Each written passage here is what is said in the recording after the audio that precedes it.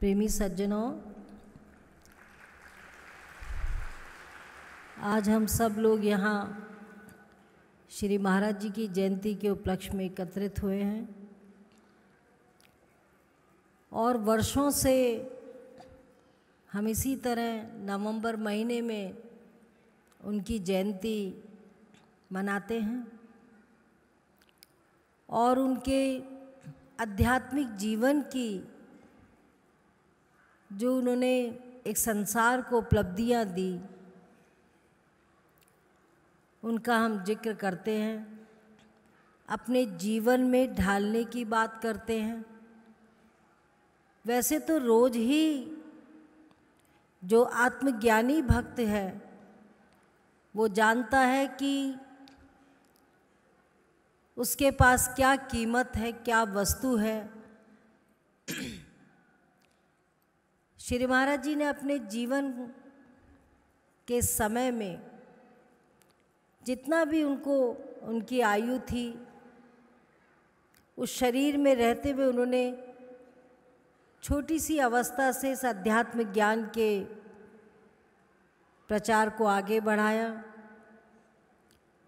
सेवा के मार्ग को सिखाया और अध्यात्म ज्ञान से पूरी जो भी हमारे जीवन का अधूरापन था, हर इंसान के, हर भक्त के जीवन का, वो ज्ञान से उन्होंने भरपूर और पूर्ण कर दिया। ये तो हम सुनते हैं, समझते भी हैं, लेकिन जब हम देखते हैं कि जीवन में जब उस ज्ञान की अनुभूति हो जाती है तो क्या क्या हमारे जीवन के कष्ट स्वतः ही दूर हो जाते हैं।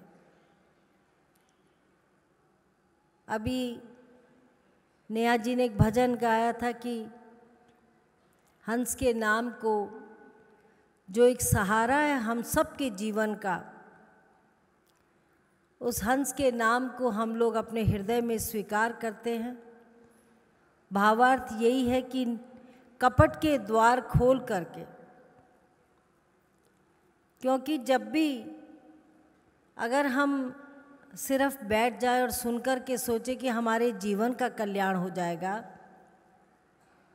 तो वो हो नहीं सकता है। कल्याण तो तभी होगा जब हम अपने हृदय से उस कपट को, उस मोह को, उस लोभ को, जो हमारे जीवन में विकार भी साथ साथ चल रहे हैं, हमारा जीवन जैसे बढ़ रहा है साथ साथ विकार भी बढ़ते जाते हैं, उन विकारों को समाप्ति का एक ही साधन है जब हम स्वतः ही अपने आप को जान जाएंगे। और ये गुरु महाराज जी की कृपा से कोई बिरला इस सूझबूझ को जान जाता है और जानने का प्रयास करता है। और उसी के जीवन में देखिए, अभी आपको भूख लगेगी, जब आप भोजन करेंगे तो आप ही की भूख मिटेगी, आप किसी और के लिए भोजन नहीं कर सकते। आपको अपने शरीर के लिए भोजन करना होगा, जब भोजन करेंगे तो भूख मिट जाएगी। इसीलिए वो अंधकार में, जो हमारे जीवन में अंधकार की भूख है, जो हमारे जीवन में ये मानुष चोला होते हुए भी उस चोले का हमने सही उपयोग नहीं किया, वो हमें सत्संग दे द्वारा ही पता चलता है। इसीलिए का बड़े भाग्य पाइये सत्संगा, बिना ही प्रयास होत भवभंगा। अब जिन्होंने प्रयास किया ऐसे कठिन समय में भी, अभी मैं देख रही हूँ काठमांडू से बहुत से भगत आए और दूर दूर से जिन विचारों के पास साधन था, सुविधा थी, सब लोगों ने यहाँ पर पहुँचने का प्रयास किया। तो बिना ही प्रयास होत भवभंगा, इतना प्रयास किया कि हम यहाँ तक पहुँच गए। अब दूसरा प्रयास क्या है कि जो सत्संग हमें जीवन में मिल रहा है, जिस सत्संग को सुनने मात्र से ही हमारी बुद्धि के विकार चले जाएंगे। और ये अनादिकाल से सत्संग की महिमा, ऐसा नहीं कि आज हम सुन रहे हैं, अनादिकाल से संतों ने अपनी महिमा में यही सुनाया कि ज्ञान और सत्संग के बिना ये जीवन अधूरा है। चाहे आप किसी भी धर्म को मानते हैं, हिंदू धर्म को मानते हैं, तब भी ये जो शरीर है ये मिट्टी मिट्टी में मिल जाएगी। तब भी ये कहते हैं कि मिट्टी में मिट्टी ये शरीर मिल गया है। अगर हम मुसलमान हैं, हमारा धर्म दूसरा है, तो क्या कहते हैं? शरीर को सुपुर्दे खाक कर दिया। कोई और धर्म है तो दफना देंगे। हर धर्मों के अनुसार उस काया को कोई सुपुर्दे खाक कर देता है, कोई मिट्टी में मिला देता है, कोई जला देता है, कोई कब्र बना देता है।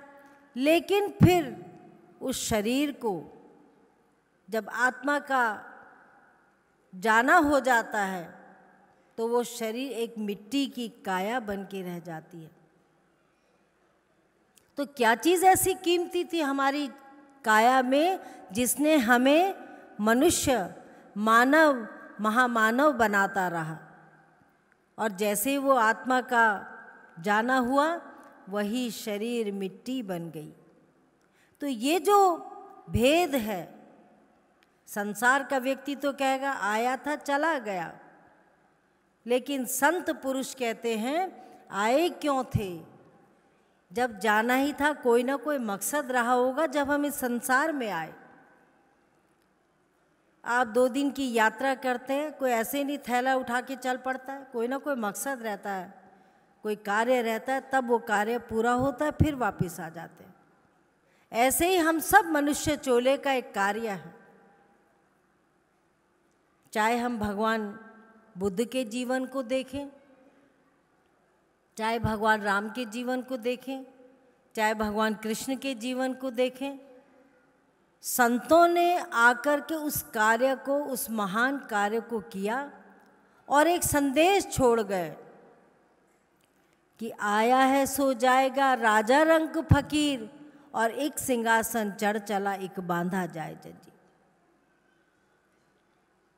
तो सिंहासन एक आत्मज्ञान की जब अनुभूति हो जाती है, बहुत सी माताएं, भाई लोग आते हैं, बड़े दुख के साथ आते हैं। कोई जीवन में कष्ट आ जाता है, कोई संतान खराब हो जाती है, किसी का निधन हो जाता है, कोई ना कोई दुख सबके जीवन में है। लेकिन जब वो सत्संग को सुनता है और आत्मा से उस ज्ञान को जानता है, सत्संग से ही बिना ही प्रयास हो तो भवभंगा, वो जो सारे हमारे अंदर के जितने भी विकार होते हैं, वो सत्संग सुन करके हम अपने जीवन को दूसरी दिशा में चलने लग जाते हैं। और जो दिशा महान पुरुषों का रास्ता है, जो दिशा महान पुरुषों ने एक से उस उपलब्धि को प्राप्त करने के लिए बताया। राजा परीक्षित के पास सब कुछ था, सुख था, शासन था, जो आज की दिन में बहुत कठिनता से प्रयास प्राप्त होता है, वो राजा परीक्षित के पास भी था। लेकिन राजा परीक्षित के गलती के कारण, उनको तक्षक का सांप मारने के कारण, एक साधु, बहुत लंबी कथा है, साधु के गले में डालने से श्राप मिलता है कि राजा परीक्षित, तेरा 7 दिन में ही तेरे को यही सांप जो है श्राप बन के आकर के तुम्हें काटेगा और तेरी मृत्यु हो जाएगी। अब राजा परीक्षित कितना भी धार्मिक था, लेकिन अज्ञानता थी। अज्ञानता क्या थी कि शरीर समाप्त हो जाएगा, राजपाट चला जाएगा, पुत्र मोह, राज्य मोह, पत्नी मोह, हर तरह का मोह जो था राजा परीक्षित को सताने लगा। लेकिन संतों ने, तब भी ऋषियों ने बचाया, तब भी संतों ने बचाया और कहा कि राजन 7 दिन में तो जाएगा ही जाएगा। हजारों ऋषियों को बुलाया गया और तब प्रार्थना की गई, सुखदेव मुनि के पास गए, क्योंकि समय के तत्वदर्शी सुखदेव मुनि थे। और सुखदेव मुनि को कहा गया कि हे राजन, 3 कुएं बने हैं, हे गुरु महाराज, और एक अंधा उस कुएं में गिर जाता है, दोष किसका माने जाएगा? एक आदमी उसको देख रहा है, कौन से व्यक्ति का दोष माना जाएगा? कुआं बनाने वाले का, या जो अंधा है, और या जिसने जो देख रहा है? तो सुखदेव मुनि कहते हैं कि दोष तो देखने वाला का है। जिसने कुआं बनाया उसने तो अच्छी भावना से बनाया कि प्यासे को पानी मिलेगा। जो अंधा है वो वैसे ही आंखों से देख नहीं सकता, उसका दोष भी नहीं है।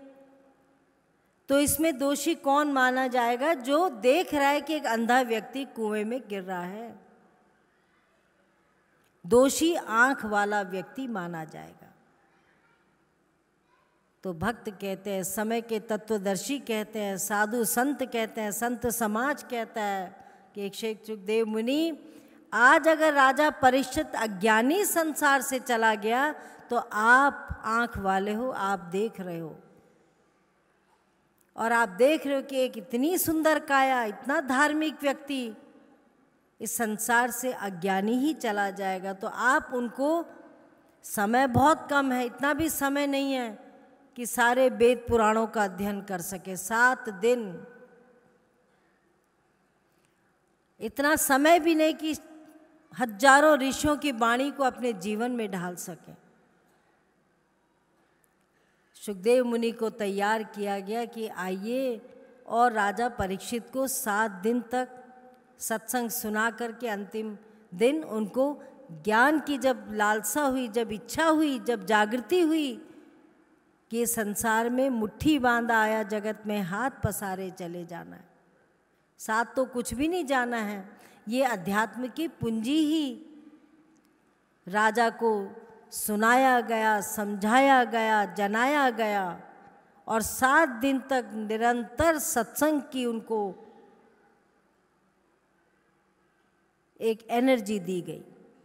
सत्संग से उनको समझाया गया कि हे जीव, अब संसार से जाना है तो कम से कम इस मानुष चोले की जो उपलब्धि है उसको हम प्राप्त करके जाए। और राजा परीक्षित को जब ज्ञान हुआ तो वही राजा परीक्षित अब जब मोह के बंधन में बन चुका था, वही सत्संग सुनने के बाद निर्मोही बन गया, और निर्मोही बन करके अध्यात्म के ज्ञान को प्राप्त करके उस तत्व ज्ञान को लेकर के संसार से चले गए। तो सत्संग जो हमारे जीवन में एक भाव को लाता है, हम संतों का इतिहास पढ़ते हैं, महान पुरुषों के जीवन चरित्र को देखते हैं, सबके जीवन में कहीं ना कहीं कोई समय ऐसा आता है, कोई वचन ऐसा आता है जो उनके जीवन को बदल देता है। चाहे हम सिद्धार्थ के जीवन को देख लें, किस तरह सिद्धार्थ ने अपने जीवन को बदल दिया। तो जो भी हमारे यहाँ महान पुरुषों का जब हम जीवन देखते हैं तब देखते हैं कि वो अपने लिए नहीं जिए, वो संसार के लिए जिए। और उसी श्रृंखला में हम जब श्री महाराज जी के जीवन को देखते हैं तो श्री महाराज जी ने भी अनेकों, एक नहीं अनेकों लोगों को उस अध्यात्म ज्ञान से जागृत किया। और आज शायद हम भी यही विश्वास करते हैं कि उन्हीं की कृपा से, आज उन्हीं के आशीर्वाद से जन जन तक ये ज्ञान उपलब्ध हो रहा है। जन जन तक जो भक्त जो सचमुच में हृदय से उसको जानना चाहता है, उसको पहचानना चाहता है, उसको प्रयत्न करना चाहता है, और अपने जीवन के उद्धार को, एक कमाई तो हम यहाँ कर रहे हैं वो यहीं समाप्त हो जाएगी, एक कमाई हमने अपने साथ ले जानी है,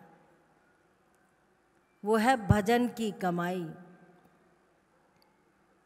इसीलिए का मानुष जन्म अनमोल रे, माटी में ना रोल रे, अब तो मिला है फिर ना मिलेगा, कभी नहीं कभी नहीं कभी नहीं।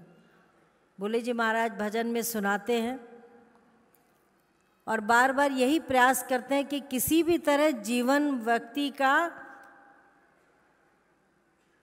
थोड़ा उठ जाए, थोड़ा आत्मा में विकास हो जाए और सोचे। देखो जब हम लोग भोजन करते हैं तो मुंह से कोई आवाज़ नहीं निकलती है। कभी निकलती है कि आप बोल भी रहे और खाना भी खा रहे हैं। अगर सचमुच में भूख लगी होगी तो आप चुपचाप उस भोजन को अंदर डालेंगे और सीधे उस भोजन से अपनी भूख को मिटाएंगे। अगर सत्संग की भी सचमुच में भूख होगी, उस आत्मा में अशांति होगी, उस मन में अशांति होगी, तो आप ये भी भूल जाएंगे कि हम कहाँ बैठे हैं और किन वचनों ने हमारे जीवन का उद्धार किया। आप सिर्फ यहाँ से वो शब्द लेकर के जाएंगे और अपने जीवन को दिन रात, क्योंकि अगर हमने वो नाम सुमरन छोड़ दिया तो संसार में जिस तरह आया है जाएगा, आता रहेगा जाता रहेगा। वो माँ के गर्भ की जो अवस्था है, जिसको एक दर्दनाक, एक दर्दमय जीवन, एक जो भी समय हमें मिलता है, कितनी पीड़ा होती है, वो बार बार कष्ट छूट जाएगा अगर हमने अध्यात्म से अपने जीवन का कल्याण कर दिया। जिस तरह शरीर भक्त के लिए क्या निर्देश है, एक ज्ञानी भक्त कैसा रहना चाहिए, जिस तरह जीभ मुख में रहती है। ये मुंह कितनी चिकनी चीज़ें खाता है, कितना घी खाता है, कितना मक्खन खाता है, लेकिन जीभ में उसका वो लिप्त नहीं रहती है। जीभ चिकनी नहीं होती है। इसी तरह अगर सचमुच में ज्ञान के उस अंजन का स्वाद चखना चाहते हो और नाम सुमरन से अपने जीवन का उद्धार चाहते हो, तो हमें संतों की बातों में, संतों की बाणी बड़ी अटपटी, झटपट लखे न कोई, जो झटपट लखे तो चटपट दर्शन होए। हजारों दीपक जल रहे हैं, हजारों बल्ब जल रहे हैं, पर सारा कनेक्शन क्या है? एक बत्ती से, एक बटन से। इसी तरह अनेकों अनेक शरीरों के अंदर भगवान की वो ज्योति चल रही है, जिसके लिए कहा परम प्रकाश रूप दिन राती, नहीं चाहिए कछु दिया घृत बाती। ये संतों की वाणी है। परम प्रकाश वो दिन रात हमारे अंदर जल रहा है। वो मन मंदिर है हमारा हृदय, जिस मंदिर में वो लौ जल रही है, पर ना जानने के कारण हम लोग बाहर मुखी हो जाते हैं। है अंदर खजाना, पर ढूंढ बाहर रहे हैं, और बाहर ढूंढने से करते करते करते करते एक समय आता है, और वो समय सबके लिए आता है। एक गृहस्थी के लिए भी आता है, एक सन्यासी के लिए भी आता है, एक ऋषि मुनियों के लिए भी आता है, और महान पुरुष के लिए भी आता है। संसार में अगर महान पुरुष ही हमेशा जीने के लिए आ जाते तो शायद ये कलिकाल कभी आता ही नहीं। लेकिन महान पुरुष को भी एक दिन संसार से जाना पड़ता है, इस मानुष चोले को त्यागना पड़ता है। लेकिन वो आते हैं अपनी पूंजी जोड़ने के लिए, और जब उनका समय आता है, प्रसन्न होकर के इस चोले को त्यागते हुए अपनी शिक्षाओं को समाज में छोड़ जाते हैं, कि सुनकर, देख करके, पढ़ करके, और फिर बाद में शास्त्रों को रूप दिया जाता है उनकी वाणियों का। उनकी वाणी को वेदों का रूप दिया जाता है, धर्म शास्त्रों का रूप दिया जाता है, कि पढ़िए और समझिए, सुनिए और अपने जीवन में इसको ढालो। अगर हमने एक कान से सुना दूसरे कान से निकाल दिया तो वो हमारे लिए उपकारी नहीं होगा। उपकारी तभी है जब हम उसको सेवन करेंगे, और सेवन करने के बाद में अपने जीवन की रक्षा करेंगे, एक अध्यात्म से रक्षा करेंगे। और ये होता है जब हम कपट के किवाड़ों को, कपट को त्याग दें, निष्कपट भाव से सेवा करें। देखो बहुत से भक्त लोग आते हैं, बहुत से समाज के लोग आते हैं, एक दिन कोई कपट करेगा, दूसरे दिन करेगा, एक न एक दिन उनकी पहचान हो जाती है। पर जो सीधा साधा भक्त सिर्फ भक्ति के उस गुण रहस्य को प्राप्त करने के लिए आएगा, वो अपने दिन रात यही प्रयास करेगा कि मैं अपने जीवन को कैसे बदलूं, मैं अपने जीवन में आत्मा की उन्नति कैसे करूं। और वह उसको प्राप्त करेगा। इसलिए संत कहते हैं कि आकर के संसार में जीना ही एक धर्म नहीं है। जीना किस तरह है? मन मंदिर दिल द्वारिका काया काशी जान, 10वां द्वारा देहरा तामे ज्योति पहचान। नाम तो सबके मिले हुए, माता पिता ने नामकरण के दिन सबको नाम दिए, पर अभी भजनों में सुना राम नाम, हंस का नाम, जिसके लिए अर्जुन ने भगवान कृष्ण के चरण पकड़ लिए। अर्जुन और कृष्ण में प्रेम इतना था, रिश्ता भी था, मित्रता भी थी, पर जब हजारों अक्षनी सेना थी तो अर्जुन को लगा कि एक कृष्ण ही मेरी रक्षा कर सकते हैं। और भगवान के अर्जुन ने चरण पकड़ ले कि हे भगवान, अब मैं हे कृष्ण क्या करूं? उधर जाता हूँ तो सेना, इधर जाता हूँ तो सेना, सामने सेना, वहाँ मेरे इष्ट, मेरे चाचा ताऊ और जो भी उनके परिवार के बड़े बड़े थे सब खड़े हैं धनुष बाण लेकर के। तो भगवान कृष्ण कहते हैं, हे अर्जुन, जब तू पूछ रहा है तब मैं तुझे उस ज्ञान का दान दूंगा।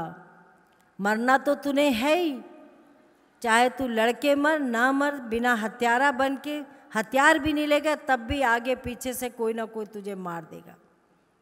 लेकिन जब तूने उस रास्ते को पूछा, मैं यहीं मध्य युद्ध क्षेत्र में तुझे अध्यात्म का ज्ञान देता हूँ। और भगवान ने अर्जुन को उस अध्यात्म का ज्ञान दिया, वो नाम दिया,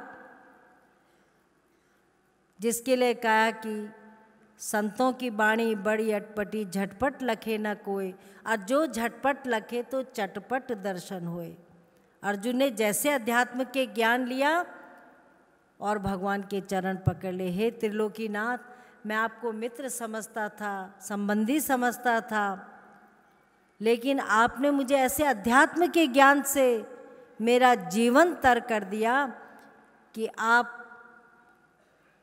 तो त्रिलोकी के नाथ हो। उस अध्यात्म के उस नाम से भगवान को अर्जुन पहचान गया। और फिर भगवान कहते हैं, अर्जुन, जिसका सारथी मैं हूँ उसे चिंतन की आवश्यकता नहीं है। तू 10 इंद्रियों से युद्ध कर और 11वें मन से तू मेरा सुमरण कर। कितनी अच्छी युक्ति बताई भगवान ने कि वही अर्जुन मध्य युद्ध क्षेत्र में हजारों शक्ति सेना के सामने, आप लोग जब पढ़ते हैं तब पता चलता है हजारों सेना के सामने भगवान ने, और जिसका भगवान सारथी होगा वो भक्त कभी संसार में दुखी नहीं रह सकता। जिसका भगवान ही भला बुरा करने वाला होगा, भगवान तो बुरा कर ही नहीं सकता, पर भला, जीवन का भला, आत्मा का भला, इस युग का भला, आने वाले युग का भला, उसका प्रभु, जिसका प्रभु सारथी होगा। कर से कर्म करो विधि नाना, मन राखो जहाँ कृपा निधाना। हाथों से कर लो, कितने भी कर्म कर लो, कर से कर्म करो विधि नाना, मन राखो जहाँ कृपा निधाना। जब हमारा मन ही प्रभु के चरणों में होगा तो हमारा शरीर भी कोई, हमारे हाथ भी, हमारा बुद्धि भी कोई गलत काम नहीं करेगी। तो ये हमें सीखनी है, सुननी है, समझनी है, अपने जीवन में डालनी है। आज गुरु महाराज जी का, श्री महाराज जी का बहुत से भक्त लोग पुराने मिलते हैं, जिन्होंने मुझे लगता है 50, 55, 1955, 56 और उससे भी पहले जिनसे शिक्षा ली, जो कोई बचे हुए हैं। बाकी तो वृद्ध हो गए, काया चली गई, याद एक उनकी भजन की कमाई उनके साथ चली गई। पर बहुत से भी कुछ 1-2 बच्चे जिनकी तीसरी चौथी पीढ़ी आज इस अध्यात्म के ज्ञान को जानने में और समझने में और ज्ञान के प्रचार में लगी हुई है। तो उनके दादा पिता ने बताया होगा कि श्री महाराज जी का जीवन कैसा था। सारी जिंदगी हमारी माताजी बताते थे, 6-6 महीने उनको, 8-8 महीने हो जाते थे, वो लगन जो थी ज्ञान के प्रचार की वो छोड़ करके चले जाते थे। बहुत, तब तो आज तो फ़ोन भी हो गए हैं, मैसेज भी आते हैं, इंटरनेट भी है, बहुत से साधन हो गए संपर्क के, पर उस समय कोई साधन नहीं था। एक पत्र आते थे, वो पत्र भी बहुत समय व्यक्ति घर पहुंच जाता था, तब उसके बाद पत्र आता था। ये सिर्फ हम तो रोज़ ही उनकी याद करके अपने जीवन को चला रहे हैं, अपने इन कार्यों को बढ़ा रहे हैं, जो उन्होंने हमें एक आशीर्वाद दिया। उस आशीर्वाद से हर जन जीवन का, आत्मा का भी, शरीर का भी, मन तन सबके विकास की ओर देख रहे हैं। लेकिन श्री महाराज जी ने अपने जीवन में अध्यात्म के ज्ञान से वो ज्ञान रूपी अंजन सतगुरु दिया, अज्ञान अंधेर विनाश, हरि कृपाते संत भेटिया, नानक मन प्रकाश। गुरु महाराज जी ने ऐसे मनों को, अंधेरे घरों में दीपक का प्रज्वलित की जो रोशनी, जो कितने ही पीढ़ी तक, आज तीसरी चौथी पीढ़ी तक भी उनके भक्त लोग याद करते हैं। लेकिन तभी याद करते हैं जब वो नित्य प्रतिदिन उस पर कर्म करते हैं। शरीर का तो सब सोचते हैं, पर आत्मा के विकास की बात तभी समझ आती है उस अंधकार की, जब हम सत्संग के वचनों को सुनते हैं, जब हमें गुरु की महिमा का एहसास होने लगता है। गु नाम अंधकार, रू नाम प्रकाश। ये तो बिजली टेम्परेरी है, थोड़े दिन में बंद हो जाएगी, बटन बंद होगा, पूरी रोशनी चली जाएगी। ऐसे ही शरीर के अंदर भी एक बटन है, इस शरीर की बिजली भी एक दिन गुल होनी है। लेकिन क्यों आए हैं, किस लिए आए हैं, क्या हमारा लक्ष्य है, क्या हम जान सकते हैं? जो हमारे संतों ने, अनादिकाल से महान पुरुषों ने, जिसको जान करके मानव से वो महामानव बने, कलिकाल में भी उपलब्ध है। कलयुग केवल नाम आधारा, सुमर सुमर नर उतर ही पारा। कलयुग का केवल एक नाम ही आधार है, क्योंकि आज का व्यक्ति इतना चंचल है, घंटों उपवास नहीं रख सकता, घंटों तीर्थ नहीं कर सकता है, घंटों वेद शास्त्र को नहीं पढ़ सकता है, तब तक तो मन चारों दिशाओं में फिरने लगेगा। लेकिन कलयुग केवल नाम आधारा, उस नाम जो कि संतों की बड़ी कृपा होती है, उस नाम को जब हमें प्राप्ति हो जाती है, अगाध खजाना हमें प्राप्त हो जाता है। और जब वो प्राप्त हो जाता है, उसका वो पारस पथरी के समान है। जितना लोहा जुड़ता जाएगा, वो लोहा सोना बनता जाएगा। जितना लोहा उस पारस पथरी की संपर्क में आएगा, उतना लोहा सोना बनता जाएगा। यही तो हमारे जीवन की उपलब्धि है। वो बाहर का कमाया सोना तो यही रह जाएगा, पर जो ज्ञान से, भजन से, भक्ति की कमाई का खजाना होगा, वो हमारे साथ जाएगा। इसीलिए संतों की शरण में जाने से, आजकल बहुत से सत्संग होते हैं, बहुत से संत महात्मा विचार बताते हैं, बहुत सी जो है कथाएं आती हैं, बहुत से संसार में भिन्न भिन्न दरवाजे हैं। हमारे एक संत वे थे, आप भी पढ़ते होंगे, कि धर्मों दे दरवाजे ते बड़े बड़े, तंग अलादी मोरी, मौलवी पंडा लंगन न देवे, जो जावे सो चोरी चोरी। पहले ही संतों ने कली काल के लिए बता दिया कि धर्मों के दरवाजे तो बहुत बड़े बड़े होंगे, पर तंग अल्लाह की मोरी, जो भगवान का रास्ता होगा तो बहुत सूक्ष्म होगा। उस सूक्ष्म रास्ते में वो इतना सूक्ष्म होगा कि हम अभिमान, कपट, जिसलिए भजनों में सुना है कि निष्कपट भाव से उस दरवाजे से पार नहीं हो सकते। इतने बड़े बड़े दरवाजे होंगे। तंग अला की मोरी, मौलवी पंडा लंगन न देवे। मौलवी पंडा उसको जाने नहीं देगा, क्योंकि उसको भी अपना टोल टैक्स चाहिए, वो जानने नहीं देगा, जो जावेगा चोरी चोरी। तो ये अब देखो, पुलों के टैक्स ख़त्म हो गए तो आप फ्री हाईवे में चलते जाते हैं, नहीं तो उसका भी हर पुल का एक टैक्स देना होता था। तो ऐसे ही समाज में धर्मों के ठेकेदार भी बहुत बैठे हैं, पर सूझबूझ से, अपने सोच विचार से, जिस चीज़ से, जिस वस्तु से वस्तु अमोलक दी मेरे सतगुरु, कृपा कर अपनायो। गुरु महाराज भी ऐसा नहीं बांट रहे हैं, वस्तु अमोलक दी मेरे सतगुरु। सतगुरु भी देखते हैं, गुरु महाराज भी देखते हैं कि तू उस लायक है भी कि नहीं, तेरे अंदर भावना की जागृति हुई है या तुम्हारे अंदर हृदय निष्कपट भाव से है। कहा गुरु महाराज के पास में बालक का हृदय लेके जाना चाहिए। बालक का हृदय कैसा होता है? छोटे बालक को जब तक माता पिता की पहचान नहीं होती, जो भी उसको पाल लेगा वही उसकी माँ बन जाती है।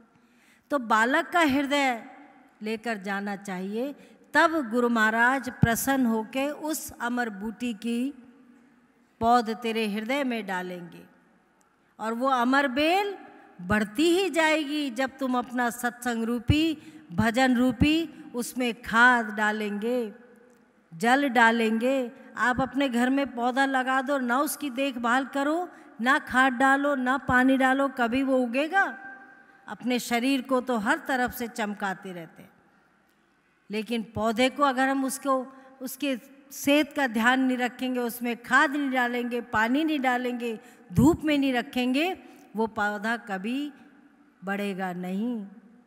ऐसे ही हमारे अध्यात्म ज्ञान का पौधा जो हमारे हृदय में बीजारोपण हुआ है, उसके लिए सत्संग, सेवा, भजन, सुमिरन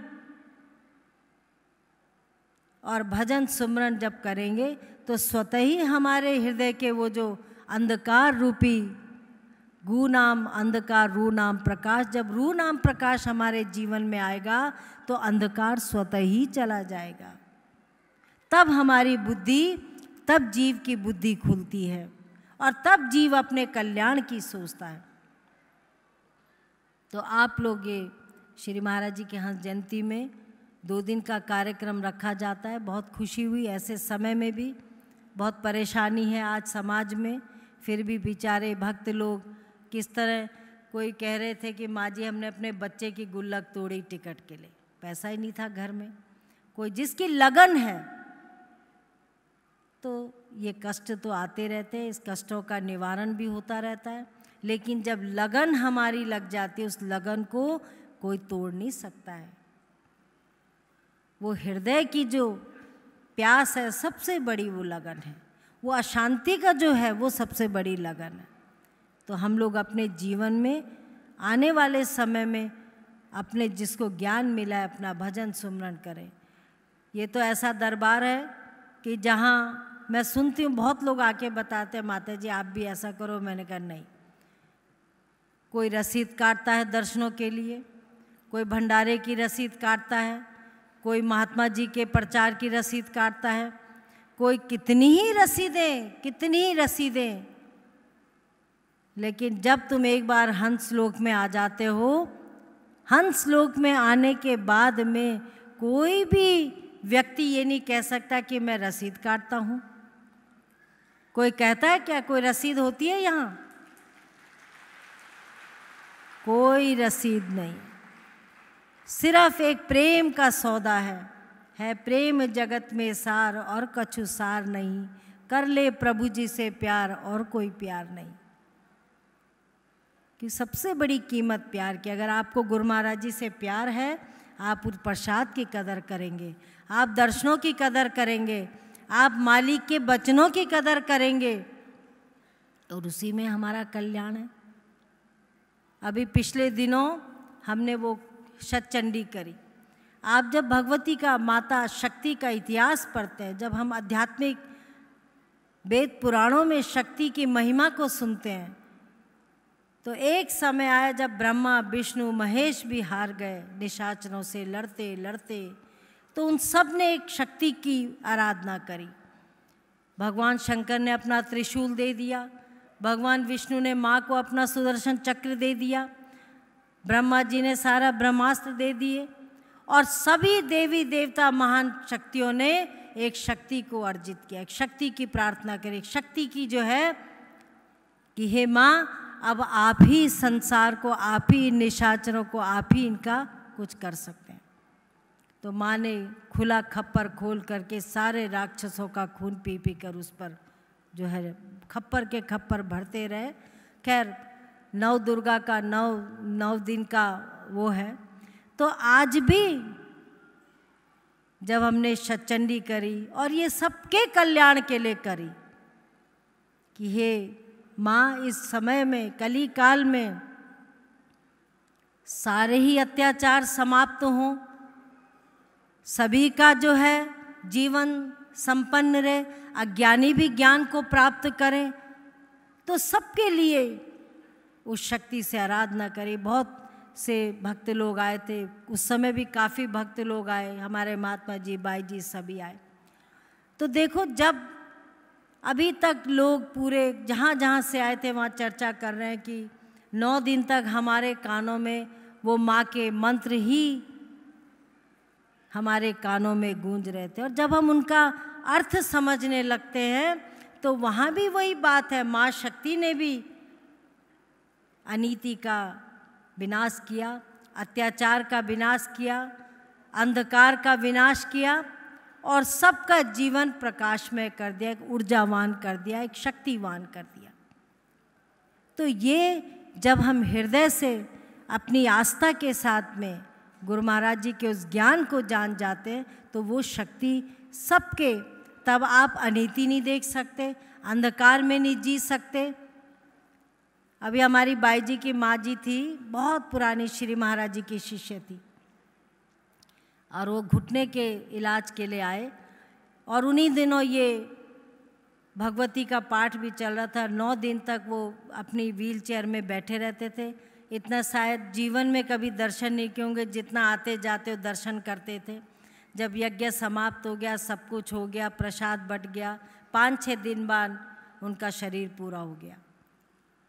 तो मैंने कहा देखो, ये काया कहीं ना कहीं श्री महाराज जी का आशीर्वाद उसके जीवन में था, और बिल्कुल पूरे जैसे शुरू में उनका विश्वास था, अंतिम समय तक वही विश्वास रहा। तो जीवन तो बहुत लोग जीते हैं, पर ऐसा जीवन जीने में जिसमें कि बिना कृपा के हम संसार में जी नहीं सकते हैं। और कृपा जब हो जाती है तो वो भगवान का अंशी बन जाता है, वो प्रभु का अंशी बन जाता है। और जब अंशी बन गए, जब हम प्रभु के अंश बन गए, तो दुख काहे का, कष्ट काहे का, कोई समस्या नहीं होती है। इसलिए आप लोग अपने जीवन को धन्य बनाने के लिए, ये नहीं कि सुना, ये तो याद रहेगा कि वहाँ दरबार में भंडारा कैसा था, पर जो सुनाया गया वो भी अपने जीवन में ढालो। वो उसने तो भोजन ने तो थोड़ी देर में भूख मिटा दी, फिर दोबारा रात को फिर भूख लग जाएगी, फिर सुबह भूख लग जाएगी। वो तो जब तक शरीर जिंदा है भूख लगती रहेगी। पर जो मन की और उस आत्मा की भूख थी, वो हमारी किस ज्ञान से, किस अंजन से वो ज्ञान हमारे अंदर जब गया, तो शीतलता, शांति और बाकी सभी चीज़ों से हमारा मन विमुख हो गया और नाम में ही जुड़ गया। पर ऐसी भक्ति मत करना, माला तो कर में फिरे, जीभ फिरे मुख माही, मनवा तो दशों दिशाएं फिरे, ये तो सुमरन नाई। बहुत सी माता बहनें माला लेकर चलती रहती हैं। अब बताओ, जब इतना समाज में सब उथल पुथल हो रही है, तब वो माला काम करेगी? तो माला तो हाथ में फिर रही है, जीभ मन में फिर रही, जीभ मुख तक ही उसकी सीमित आया वो है, वो मुख में ही घूमती रहेगी। मनवा तो दशों दिशाएं फिरे, मन तो दशों दिशाओं में फिर रहा है, ये तो सुमरन, संतों के वचन हैं, ये तो सुमरन नहीं। सुमरन क्या है? बिल्कुल आत्मा से परमात्मा को जोड़ना ही सच्चा सुमरन है। इसीलिए संतों का हमारे जीवन में, जिसके जीवन में संत महात्माओं का और सच्चे संत पुरुष का आना हो जाता है, उसका स्वतः ही गुरु महाराज जी अंधकार को मिटा देते हैं। इसीलिए आग लगी आकाश में, झरझर पड़े अंगार, संत न होते जगत में तो जल मरता संसार। तो आज कोई भी युग है, सतयुग हुआ, त्रेता हुआ, द्वापर हुआ, जब जब मन में अशांति हुई संतों की शरण में गए।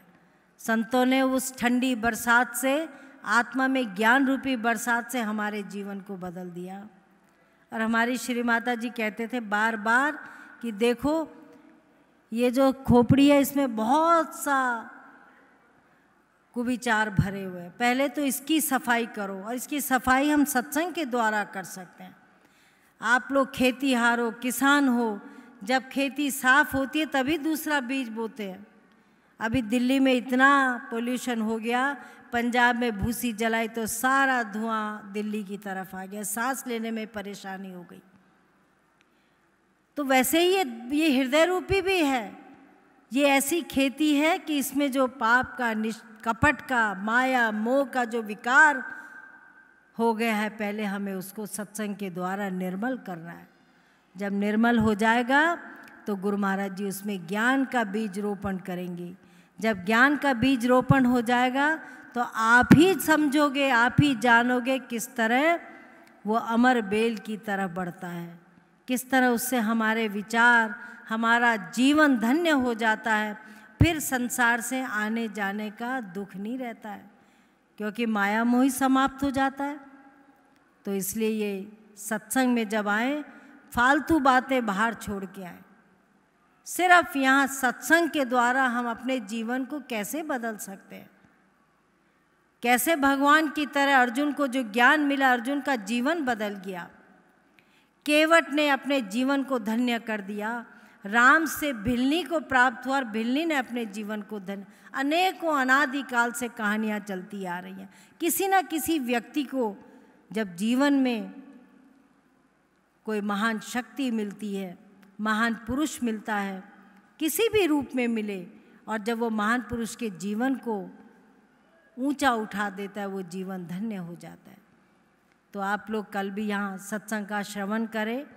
और फिर बहुत से कार्यक्रम रखे हुए। अभी तो 3 तारीख को हल्द्वानी के पास में कोटा बाग में एक भक्त ने छोटी सी ज़मीन दी थी, और बहुत साल से वो इंतज़ार कर रहे थे कि माँ जी यहाँ पे छोटा सा एक आश्रम बन जाए। तो हमारे वहाँ पे महात्मा जी हैं, बहुत अच्छा प्रचार चल रहा है, वहाँ के कुछ भक्त हैं, काफ़ी लोग रुक गए, क्योंकि 3 तारीख दिसंबर को आश्रम का उद्घाटन है। तो आश्रम से क्या शिक्षा मिलती है, वो सही रूप से हमें अपने जीवन में डालनी है। तो इसलिए आप लोग धन्य हैं जो ऐसे कली काल में उस नाम के आधार को, अभी हम लोग हिमाचल गए थे, मैं देख रही हूँ ठाकुर साहब भी आए हुए हैं सत्संग में, और बहुत सुंदर कार्यक्रम। आज शायद उत्तराखंड का ऐसा कोई नहीं होगा, जहाँ भी हम जाते हैं हम हिमाचल का जिक्र करते हैं, क्योंकि उत्तराखंड में तो बहुत हंस फाउंडेशन कार्य कर रही है। हमने अगला स्टेप हिमाचल है, क्योंकि हिमाचल भी हमारा भाई है, एकदम उत्तराखंड से जुड़ रहा है। तो मैंने वहाँ इनकी निष्ठा देखी, 20-25 हज़ार आदमी एक लगन से वहाँ देख रहा था, कार्यक्रम को सुन रहा था, सत्संग को भी सुना, और इतने अच्छे ढंग से उस कार्यक्रम को दे। और वहाँ एक एक व्यक्ति को और एक एक जो हमारे दिव्यांग और भी बहुत से बच्चे आए हुए थे, बहुत से, उनको सारी सुविधाएं दी गई, किसी को पढ़ने की, किसी को व्हीलचेयर की, किसी को कुछ। वो चुपचाप पब्लिक देखती रही और सारा कार्यक्रम बड़ी शांतिपूर्ण किया। किन्नौर तक के और कहाँ से भक्त लोग, लेह लद्दाख से, कहाँ से, लाहौल स्पीति से वहाँ आए हुए थे लोग। तो देखो लगन जो होती है, लगन छोटे से छोटे कार्य को भी एक महान रूप दे देती है। और फिर ये हमें ऐसी जगह ले गए जहाँ पे अनाथ बच्चे थे, इतने वृद्ध थे। मुझे उस दिन से इतनी याद आती है, एक उनकी पत्नी रजनी जी बताने लगी कि माँ जी ये वृद्ध हैं, इनके 4 बेटे हैं, और वो वृद्ध कैसे हैं, उनको अभी भी बेटे आके पीट जाते हैं, मार जाते हैं कि जो बचा खुचा धन दे दो। धन को कब्जाने के लिए पिता की भी इज्जत खत्म कर दी, पिता पर भी हाथ उठाना शुरू कर दिया। अब उनके लिए हमने इनसे प्रार्थना की, हमें आप थोड़ी सी ज़मीन दे दो, हम उनके लिए वृद्धाश्रम और अनाथालय का वहाँ बनाएंगे, जहाँ की सुरक्षित वातावरण मिलेगा, सत्संग मिलेगा और उस वातावरण में कम से कम इन लोगों के संरक्षण में वो सुरक्षित रहेंगे। तो ये नेक काम भी किसी न किसी विचार से ही आता है। और जब विचार कुविचार की जगह सुविचार होता है तो सबका आदर सत्कार प्रेम भाव जो है भक्त के लिए, एक अज्ञानी हो चाहे ज्ञानी हो, इस मानुष चोले के लिए हमारे अंदर जागते हैं और उन्हीं विचारों से जो है हम भक्ति की तरफ बढ़ते हैं। और भक्ति की तरफ जब बढ़ते हैं तो हमें उस परम पद की प्राप्ति होती है। तो इसलिए आप लोग खूब भाग्यशाली कि ऐसे समय में अपने जीवन में हम लोग उस अध्यात्म ज्ञान को जानें।